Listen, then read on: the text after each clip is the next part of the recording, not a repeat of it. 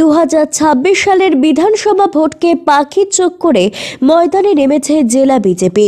বৃহস্পতিবার জলপাইগুড়ি শহরের ডিবিসি রোডের বিজেপি জেলা কার্যালয়ে হাজির হন বিজেপি নেত্রী লকেট চট্টোপাধ্যায়।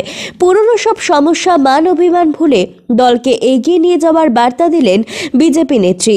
লকেট বলেন, ভারতীয় জনতা পার্টি রাজ্যের দ্বিতীয় শক্তি। এর আগে বিধানসভা ভোটে 77টি আসন পেয়েছিলাম আমরা। 2026 সালে ভোটে আমরা জয়ী হব এবং সরকার গঠন করব। অন্যদিকে বাংলাদেশের সংখ্যালঘুদের ওপর আক্রমণের ঘটনার জন্য তীব্র ধিক্কার জানাচ্ছেন লকেট। তিনি বলেন, মুখ্যমন্ত্রী মমতা বন্দ্যোপাধ্যায় এ বিষয়ে কোনো পদক্ষেপ করেননি এবং রাস্তায়ও নামেননি। বিজেপি রাস্তায় নেমেছে ও প্রতিবাদ জানাচ্ছে। বিজেপি নেত্রী লকেটের সঙ্গে ছিলেন বিজেপির জেলা সভাপতি বাপি গোস্বামী সহ অনেকেই। একটাই বার্তা থাকবে যে আমরা 2021-এ আমরা 77টা বিধায়ক পেয়েছিলাম।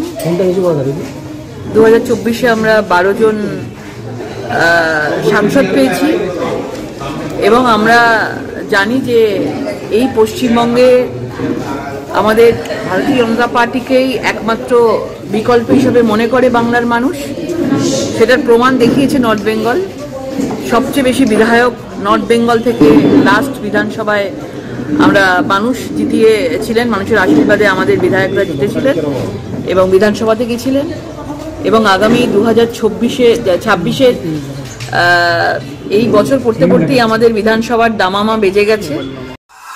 ছোটন সূত্রধরের প্রতিবেদন, সিসিএন তোরাইটুয়ার সংবাদ। প্রতি মাসের তৃতীয় রবিবার এসএসকেএম হাসপাতালের চিকিৎসক ডাক্তার অরুণাভ ঘোষ এমডিডিএম এন্ড্রোক্রিনোলজিস্ট রোগী দেখবেন জেলা পরিষদের বিপরীতে জলপাইগুড়ি মেডিকেলে। তারা সুগার, থাইরয়েড, স্মৃতিশক্তি কমে যাওয়া, অতিরিক্ত ওজন, হাত পা যন্ত্রণা, দুর্বলতা, মাথার চুল উঠে যাওয়া, একাগ্রতার অভাব ইত্যাদি সমস্যায় ভুগছেন। তারা ফোন করুন 9933342740 এই নম্বরে।